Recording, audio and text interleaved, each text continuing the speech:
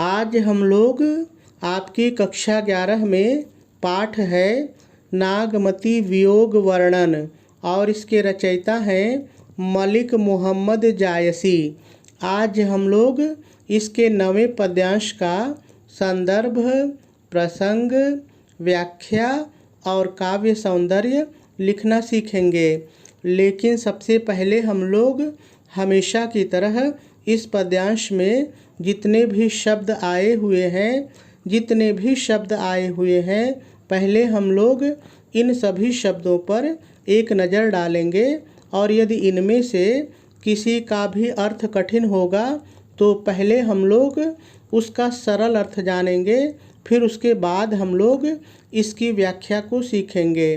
ठीक है, तो चलिए सबसे पहले हम लोग इस पद्यांश में आए हुए सभी शब्दों का सरल अर्थ देख लेते हैं। अगहन, देखिए अगहन हिंदी महीने का नाम है तो ऐसे ही रहेगा, कोई दिक्कत नहीं है। दिवस, दिवस माने दिन। घटा, देखिए घटा का मतलब है घट गया है या छोटा हो गया है, घट गया है या छोटा हो गया है। निसी, निसी माने रात। बाढ़ी, देखिए बाढ़ी माने बढ़ गई है या बड़ी हो गई है, बढ़ गई है या बड़ी हो गई है, दोनों होता है। कोई भी एक बोल करके आप व्याख्या कर सकते हैं। दुभर, देखिए दुभर माने कठिन या मुश्किल, दुभर माने कठिन या मुश्किल। रैनी, रैनी माने रात। जाय, देखिए जाय मतलब जाएगी या समाप्त होगी या व्यतीत होगी, तीनों होता है। कोई भी एक कह के आप व्याख्या कर सकते हैं जो भी आपके वाक्य में बैठ जाए। किमि माने कैसे या किस प्रकार से, किमि माने कैसे या किस प्रकार से। गाढ़ी, देखिए गाढ़ी का मतलब भी काली या मुश्किल या कठिन, तीनों होता है। कोई भी एक बोल सकते हैं। अब सरल है, कोई दिक्कत नहीं है। यही माने इस। विरह सरल है, कोई दिक्कत नहीं है। दिवस, दिवस माने दिन, पहले भी ऊपर है यहाँ पर आ चुका है, तो दिवस माने दिन। भा मतलब हो गया है, भा माने हो गया है, क्या हो गया है? राती, राती मतलब रात, यानी आप कह सकते हैं रात के समान। जरौ, जरौ माने जल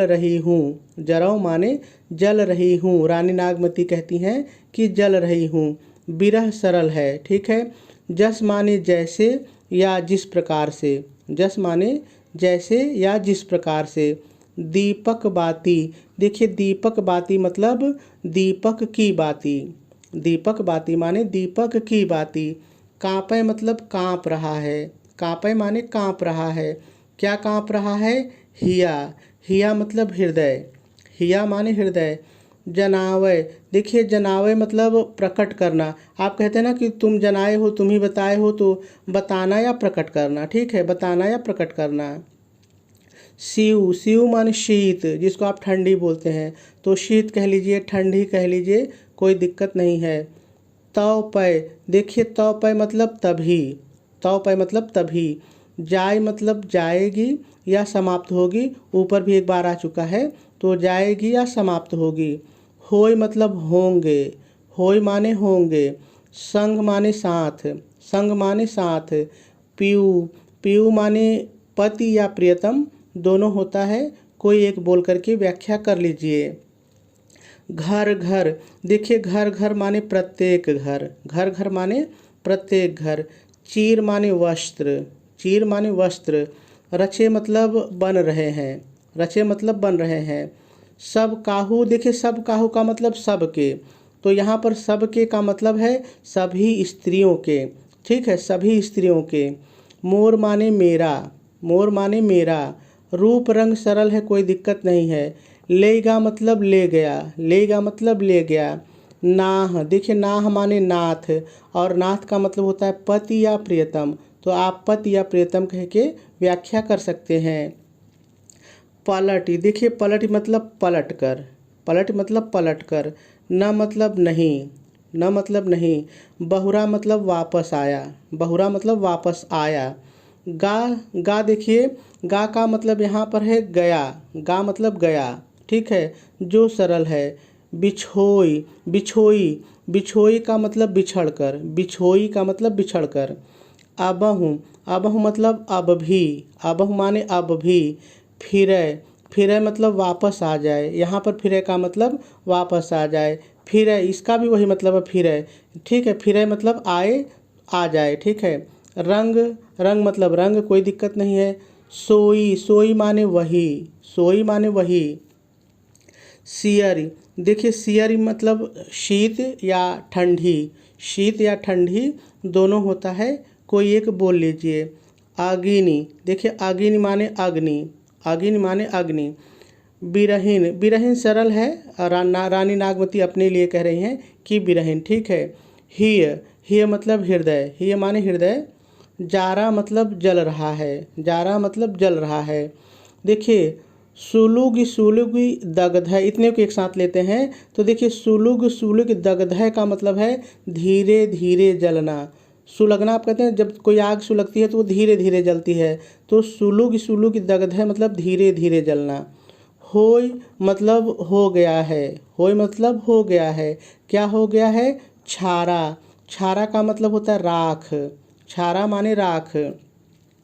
यह सरल है। दुख दगध, देखिए दुख दगध मतलब दुख की आग या दुख में जलना, ठीक है। न जाने, दुख में जलना, न जाने सरल है, कोई दिक्कत नहीं है। कंतु मतलब पति या प्रियतम, कंत से ही कंतु बना है, तो पति या प्रियतम। जोबन, जोबन माने यौवन, यौवन यानी कि जवानी, तो यौवन ही कहेंगे, कोई दिक्कत नहीं है। जन्म, जन्म यानी जन्म सरल है, कोई दिक्कत नहीं है। करय मतलब कर रहा है, करय माने कर रहा है। भस्मंतु माने भस्म, भस्मंतु माने भस्म, और भस्म का एक तरह से मतलब है समाप्त होना, भस्म कर रहा है, समाप्त कर रहा है, ठीक है, जला रहा है। पीयू सरल है, कई बार आ गया, प्रियतम या पति, ठीक है। सौ माने से, सौ माने से। कहेहु मतलब कहना या बताना, कहना या बताना। संदेशना मतलब संदेश, संदेशना मतलब संदेश। हे भंवरा सरल है। हे कागा, देखिए काग मतलब वही कागा या काग यानी कौवा, जो काले रंग का कौवा होता है। भंवरा एक जीव है, फूलों पर रहता है, ये भी काला होता है, ठीक है। सो माने वह या वही, वह माने, सो माने वह या वही। धानी, देखिए धानी का मतलब है प्रियतमा, धानी माने स्त्री, प्रियतमा होता है, तो यहाँ रानी नागमती के लिए आया है कि प्रियतमा। बिरह मतलब बिरह से, बिरह मतलब बिरह से। जरी, जरी मतलब जलकर, जरी माने जलकर। मुई मतलब मर गई, मुई माने मर गई। तेह का मतलब उसी का, तेह का मतलब उसी का। धुआं सरल है, आग से धुआं निकलता है तो सरल है। हम मतलब हमें, हम मतलब हमें। लाग मतलब लग गया है, लाग मतलब लग गया है। तो सभी शब्दों का सरल अर्थ हो गया। अब हम लोगों को इसकी व्याख्या सीखनी है, तो देखिए इसकी व्याख्या को सीखने से पहले हम लोग थोड़ा सा इसका संदर्भ और प्रसंग लिख लेते हैं, फिर उसके बाद इसकी व्याख्या को सीखेंगे, क्योंकि आपके पेपर में संदर्भ और प्रसंग से भी प्रश्न पूछ लेता है, ठीक है। तो चलिए सबसे पहले हम लोग इसका संदर्भ लिख लेते हैं।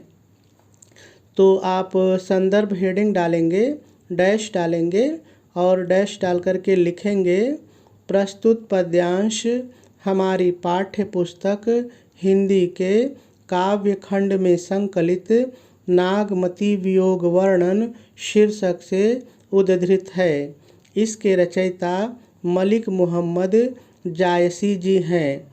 यह पद्यांश उनके प्रसिद्ध काव्य ग्रंथ पद्मावत में संग्रहित है।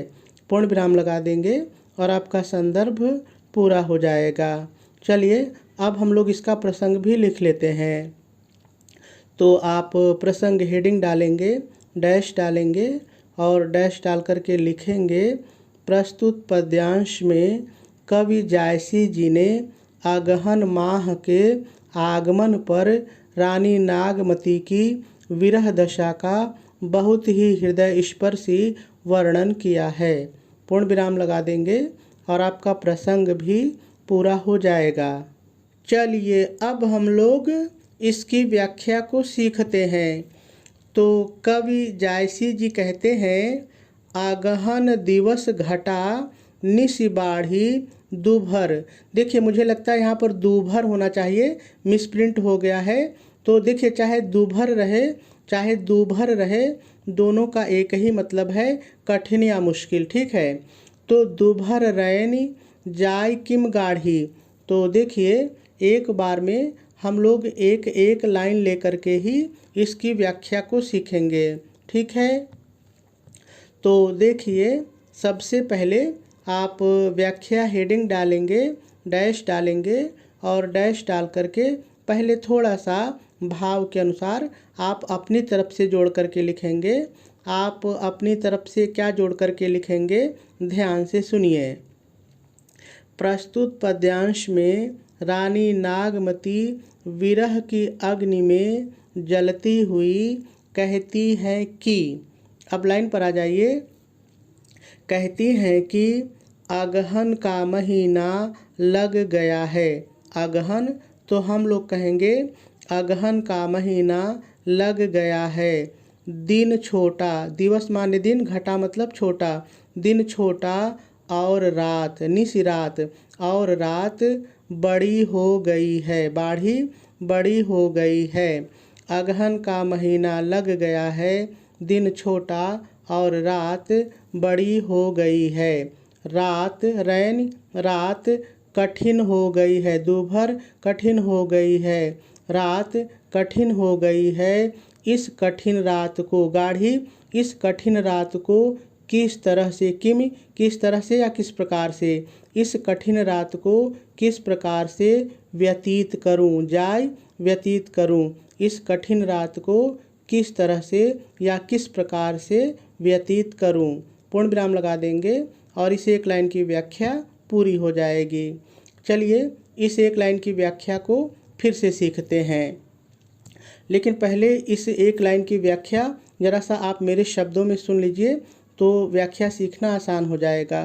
देखिए इस लाइन में है क्या कि जो रानी नागमती हैं वो कह रही हैं कि अगहन का महीना लग गया है। देखिए जैसे जैसे ठंडी का महीना आता है, दिन छोटा होता जाता है और रात बड़ी हो जाती है। तो देखिए कोई अगर स्त्री अकेली है, कोई महिला अकेली है, तो दिन उसका तब भी आराम से कट जाता है, लोगों से बातें करते, लोगों के साथ रहते बीत जाता है। लेकिन जो रात होती है वो कठिन होती है। तो अब ठंडी के महीने में दिन छोटा हो गया और रात बड़ी हो गई, यानी रानी को अब अकेले रात बितानी है तो बहुत ही मुश्किल हो गई है। तो वही कह रहे हैं कि अगहन का महीना लग गया है, अब तो दिन छोटा हो गया है और रातें बड़ी हो गई हैं, और रातें बड़ी होने के कारण जो मेरी रात है वो मुश्किल से भर गई है, कठिनता से भर गई है। अब मैं इस अपनी काली रात को, ये मुश्किल भरी रात को, इस कठिन रात को किस तरह से बिताऊंगी, ये किस तरह से समाप्त होगी। भाव यही है, लेकिन लाइन कितना कहती है, चलिए एक बार फिर से सीखते हैं। तो देखिए मैंने कहा कि सबसे पहले आप व्याख्या हेडिंग डालेंगे, डैश डालेंगे और डैश डाल करके पहले थोड़ा सा लिख लेंगे। क्या लिखेंगे, एक बार फिर से सुन लीजिए। प्रस्तुत पद्यांश में रानी नागमती विरह की अग्नि में जलती हुई कहती है कि, अब लाइन पर आ जाइए। कहती हैं कि अगहन का महीना लग गया है, दिन छोटा और रात बड़ी हो गई है। रात मुश्किल, दूभर मुश्किल हो गई है। मैं इस मुश्किल रात को किस प्रकार से व्यतीत करूं, पूर्ण विराम लगा देंगे और इस एक लाइन की व्याख्या पूरी हो जाएगी। चलिए आगे देखते हैं। अब आगे नागमती कहती हैं, अब यह बिरह दिवस भाराती, जरों बिरह जस दीपक बाती। अब आगे रानी नागमती कहती हैं कि अब यही को इस बोलिए, ठीक है। अब इस बिरह के कारण, अब इस बिरह के कारण मेरा दिन भी, दिवस दिन, मेरा दिन भी रात की तरह, रात की तरह कष्ट देने वाला हो गया है, कष्ट देने वाला हो गया है। एक बार फिर से देखिए, बहुत ही सरल है। रानी नागमती कहती हैं, अब इस विरह के कारण मेरा दिन भी रात की तरह ही कष्ट देने वाला, इतना जोड़ लीजिए, कष्ट देने वाला हो गया है, हो गया है। मैं विरह में, विरह यहाँ से शुरू करिए, मैं विरह में उसी तरह से जल रही हूँ, जल रही हूँ। मैं विरह में उसी तरह से जल रही हूँ जिस तरह से दीपक की बाती जलती है, जिस तरह से दीपक की बाती जलती है। पूर्ण विराम लगा देंगे और इस लाइन की व्याख्या भी पूरी हो जाएगी। चलिए इस एक लाइन की व्याख्या को फिर सीखते हैं, लेकिन इसका भाव जरा सा सुन लीजिए। देखिए कभी कभी आप लाइन की व्याख्या से प्रश्नों को नहीं हल कर सकते हैं जब तक कि उसका भाव आपको ना मालूम हो। देखिए अब इसमें रानी कह रही हैं कि अब ये जो विरह है, इस विरह के कारण मेरा जो दिन था जो आसानी से कट जाता था, अब चूँकि दिन छोटा हो गया, रात बड़ी हो गई, तो कहते हैं कि अब ये मेरा जो दिन है वो भी विरह के कारण रात की तरह हो गया है, कष्ट देने वाला हो गया है। और कहती है मैं अपने प्रिय के विरह में, मैं अपनी प्रियतम के विरह में उसी तरह से जल रही हूँ जिस तरह से दीपक की बाती जलती है। अब दीपक की बाती कैसे जलती है? देखिए दीपक में जब तक तेल रहता है वो बाती धीरे धीरे धीरे जलती है और जितना देर जलेगी उतना ही उसको कष्ट होगा, और एक बार में जल्दी से अगर जल करके ख़त्म हो जाती तो उसको कष्ट नहीं मिलता। तो रानी यही कह रहे हैं कि मैं दीपक की बाती की तरह धीरे धीरे जल रही हूँ। अच्छा होता कि मैं जल्दी से जल के मर जाती, लेकिन जल कैसे रही हैं? दीपक की बाती के समान धीरे धीरे, तो बहुत दुखदाई है। ठीक है, बात भाव यही है, लेकिन लाइन कितना कहती है चलिए एक बार फिर से देखिए। तो रानी कहती हैं अब इस विरह के कारण मेरा दिन भी रात की तरह ही कष्ट देने वाला हो गया है। मैं विरह के कारण इस प्रकार से जल रही हूँ जिस प्रकार से दीपक की बाती जलती है। पूर्ण विराम लगा देंगे और इस एक लाइन की व्याख्या भी पूरी हो जाएगी। चलिए आगे देखते हैं। अब आगे रानी कहती हैं कांपय हिया जनावय सीऊ तौ पै जाय होय संग पीऊ। अब आगे रानी नागमती कहती हैं कि मेरा हृदय, यहाँ से शुरू करिए, मेरा हृदय कांप कर, कांपय कांप कर, मेरा हृदय कांप कर शीत ऋतु को, सीऊ शीत ऋतु को प्रकट कर रहा है, जनावय प्रकट कर रहा है। मेरा हृदय कांप कर शीत ऋतु को प्रकट कर रहा है। और तब पे मतलब तभी, और यह मेरा कांपना तभी समाप्त होगा या जाएगा, और यह मेरा कांपना तभी, तो पे मतलब तभी, और मेरा यह कांपना तभी समाप्त होगा, तभी जाएगा जब मेरे प्रियतम पीऊ, जब मेरे प्रियतम मेरे साथ, संग साथ मेरे साथ होंगे, होंगे। पूर्ण विराम लगा देंगे और इस एक लाइन की व्याख्या भी पूरी हो जाएगी। चलिए इस एक लाइन की व्याख्या को फिर से एक बार सीखते हैं, लेकिन पहले इसका भाव आप मेरे शब्दों में सुन लीजिए। देखिए रानी नागमती अब कह रही हैं कि मेरा हृदय कांप रहा है और मेरे हृदय के कांपने से यह प्रकट हो रहा है, यह वह बता रहा है कि शीत ऋतु का सीजन आ गया है, ठंडी का मौसम आ गया है और मैं कांप रही हूँ। और कहती हैं कि मेरा कांपना तभी समाप्त होगा जब मेरे प्रियतम मेरे साथ होंगे, जब मेरे प्रियतम साथ हो जाएंगे तो ये जो मेरा कांपना है ये समाप्त हो जाएगा। भाई ठंडी है, दो लोग होंगे तो जायज़ सी बात है ठंडी कम लगेगी, कुछ ऐसा ही भाव है। लेकिन लाइन कितना कहती है चलिए एक बार फिर से देखते हैं। तो रानी कहती हैं कि मेरा हृदय कांप कर शीत ऋतु को प्रकट कर रहा है। मेरा यह कांपना, इतना जोड़ लीजिए, मेरा यह कांपना तभी, तो पे तभी, मेरा यह कांपना तभी समाप्त होगा या जाएगा, तभी समाप्त होगा जब मेरे प्रियतम मेरे साथ होंगे, होंगे, जब मेरे प्रियतम मेरे साथ होंगे। पूर्ण विराम लगा देंगे और तीसरी लाइन की व्याख्या भी पूरी हो जाएगी। चलिए अगली लाइन पर चलते हैं।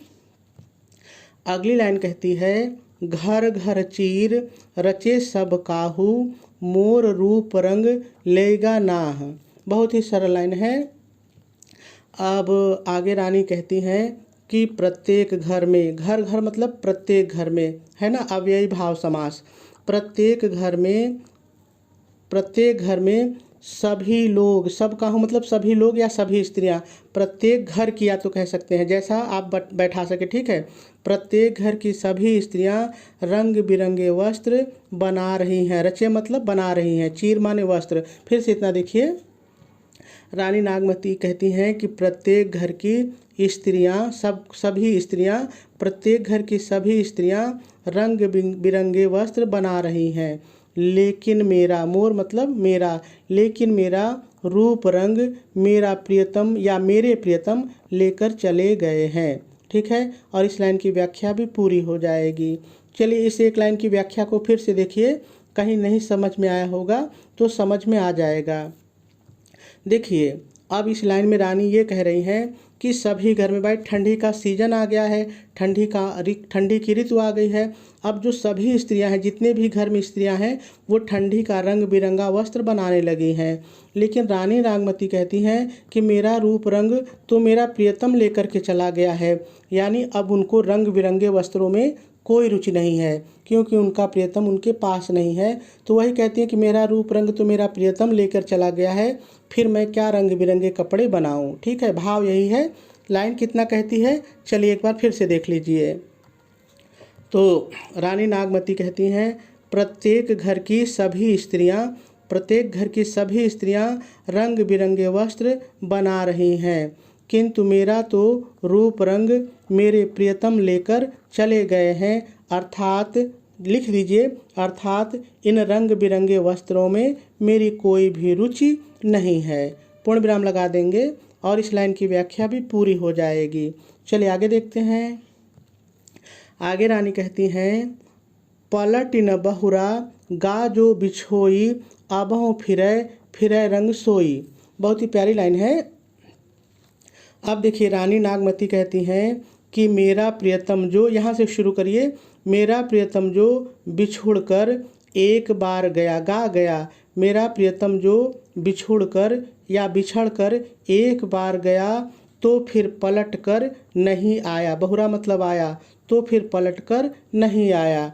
अगर वह अब भी वापस आ जाए, फिर है मतलब वापस आ जाए, अगर वह अब भी वापस आ जाए तो मेरा वही, सोई मतलब वही, तो मेरा वही रंग फिर से वापस आ जाएगा।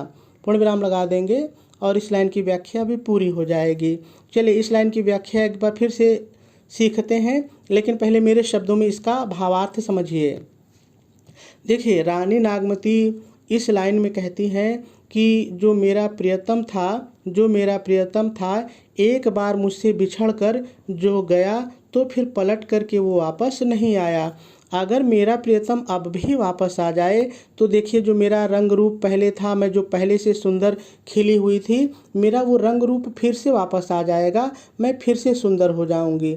बस मेरा प्रियतम मेरे पास अब भी लौट आए तो भी, है ना। यानी कहने का मतलब मेरा रंग रूप तो चला गया है, मेरे प्रियतम लेकर चले गए हैं, ऊपर की लाइन में हमने देखा। लेकिन कहती है कि अगर अब भी वो मेरा प्रियतम लौट करके वापस आ जाए तो मेरा रंग फिर से वापस चला आएगा।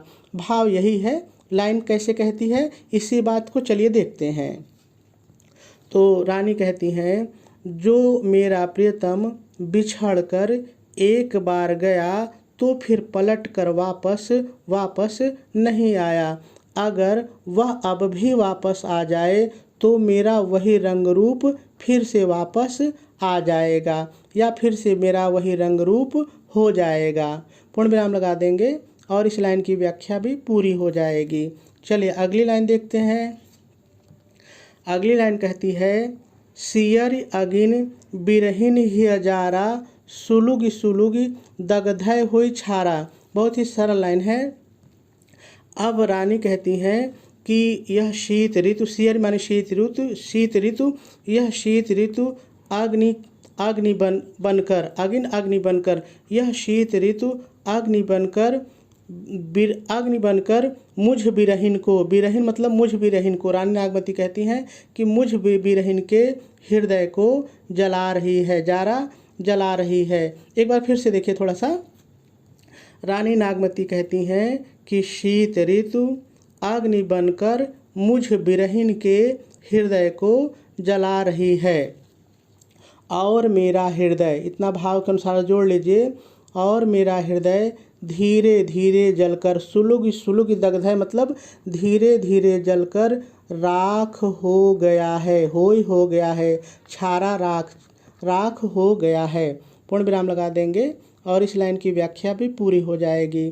चलिए इस एक लाइन की व्याख्या को फिर से सीखते हैं, लेकिन पहले मेरे शब्दों में यही व्याख्या सुन लीजिए।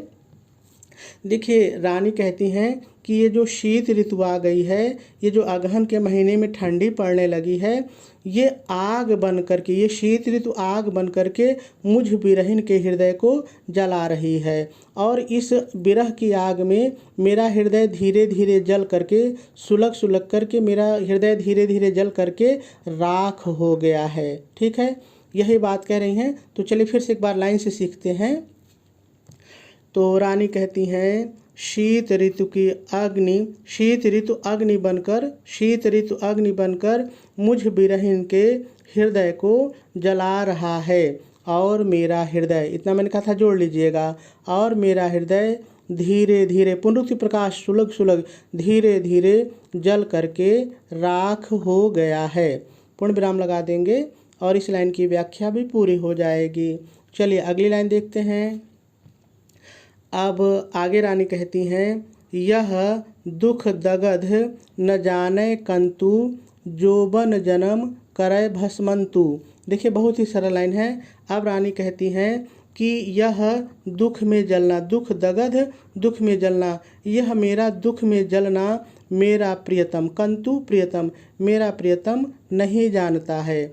मेरा यह दुख में जलना मेरा प्रियतम नहीं जानता है, इसीलिए, जोड़ लीजिए, इसीलिए मेरा यौवन और जीवन, यौवन माने यौवन, जन्म माने जीवन, इसीलिए मेरा यौवन और जीवन भस्म कर रहा है। भस्मंतु भस्म कर रहा है, भस्म कर रहा है। पूर्ण विराम लगा देंगे और इस लाइन की व्याख्या भी पूरी हो जाएगी। चलिए इस एक लाइन की व्याख्या को फिर से सीखते हैं, लेकिन पहले इसकी व्याख्या एक बार मेरे शब्दों में सुनिए।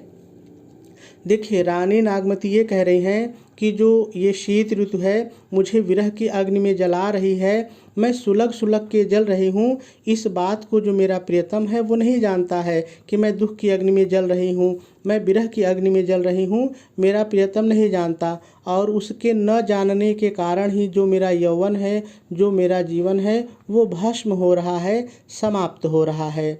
बात यही है, लेकिन लाइन कैसे कहती है, चलिए एक बार फिर से देख लेते हैं। तो रानी कहती हैं, मेरा यह विरह की दुख के आग में जलना मेरा प्रियतम नहीं जानता है, इसीलिए मेरा यौवन और मेरा जीवन दोनों भस्म कर रहा है। पूर्ण विराम लगा देंगे, या हो रहा है भी आप कह सकते हैं, भस्म हो रहा है ऐसे भी आप बोल सकते हैं। ठीक है, भस्म हो रहा है, पूर्ण विराम लगा देंगे और इस लाइन की व्याख्या भी पूरी हो जाएगी। चलिए अब दोहे की व्याख्या सीखते हैं, दोनों लाइन की। तो कवि कहते हैं नागमती के शब्दों में, पीयूषो कहूँ संदेशणा, हे भंवरा हे काग, शोधन बिरह जर मुई, तहीं का धुआं हम लाग। बहुत ही सरल और बहुत ही मर्मस्पर्शी लाइनें, देखिए कितनी प्यारी लाइन है। कवि कहते क्या है नागमती के शब्दों में। तो नागमती कहती है कि हे भंवरा, यहाँ से शुरू करिए, हे भंवरा हे कौवा, काग कौवा, हे भंवरा हे कौवा, मेरा संदेश, संदेशना मेरा संदेश मेरे प्रियतम से कह देना, कह देना, मेरा संदेश मेरे प्रियतम से कह देना कि वही, सो माने वही, तुम्हारी प्रियतमा, धन प्रियतमा, कि वही तुम्हारी प्रियतमा आग में, विरह की आग में, विरह की आग में जल करके मर गई, मुई मर गई, जल कर, वही तुम्हारी प्रियतमा विरह की आग में जल कर मर गई। तेहि का उसी का धुआं, सरल है, उसी का धुआं हम लोगों को लग गया है और हम लोग काले हो गए हैं। देखिए भंवरा भी काला होता है, कौवा भी काला होता है। तो ठीक है, इसको एक बार फिर से सीखते हैं, लेकिन पहले इसका भाव समझिए। देखिए यहाँ पर है क्या कि रानी नागमती कहती हैं कि हे भंवरा, अब इनसे संदेश भेज रहे हैं, कहती हैं कि हे भंवरा और हे कौवा, दोनों से कहती हैं कि सुनो, मेरा संदेश मेरे प्रियतम से कह देना, बता देना, और बता देना कि तुम्हारी वही प्रियतमा, तुम जिसके पास कभी रहते थे, ठीक है, तुम्हारी वही प्रियतमा विरह की अग्नि में जल करके मर गई है। और जब वह विरह की अग्नि में जल रही थी तो उसी का धुआं उठा और वो धुआं हम लोगों के शरीर में लग गया और धुएं से हम लोग काले हो गए। ठीक है, लेकिन लाइन कैसे कहती है, चलिए एक बार फिर से देखिए। तो रानी नागमती कहती हैं कि हे भंवरा, हे कौवा, मेरा संदेशा मेरे प्रियतम से कह देना कि तुम्हारी वही प्रियतमा विरह की आग में जल कर मर गई और उसी का धुआं हम लोगों को लग गया और हम लोग काले हो गए। इतना जोड़ना, और हम लोग काले हो गए। पूर्ण विराम लगा देंगे और आपके इस पद्यांश की व्याख्या पूरी हो जाएगी। चलिए अब हम लोग थोड़ा सा इसका काव्य सौंदर्य भी देख लेते हैं। तो देखिए, यदि रस की बात करें तो वियोग श्रृंगार है, कोई दिक्कत नहीं है। छंद इसमें चौपाई और दोहा दोनों को मिलाकर बना हुआ है। अलंकार इसमें उपमा है, विरोधाभास है, अतिशयोक्ति है और पुनरुक्ति प्रकाश है। इतने अलंकार हैं। भाषा इसकी अवधि है। शैली इसकी मसनवी समन्वित गेय प्रबंधात्मक है। गुण इसमें प्रसाद और माधुर्य है और शब्द शक्ति इसमें लक्षणा और व्यंजना दोनों है।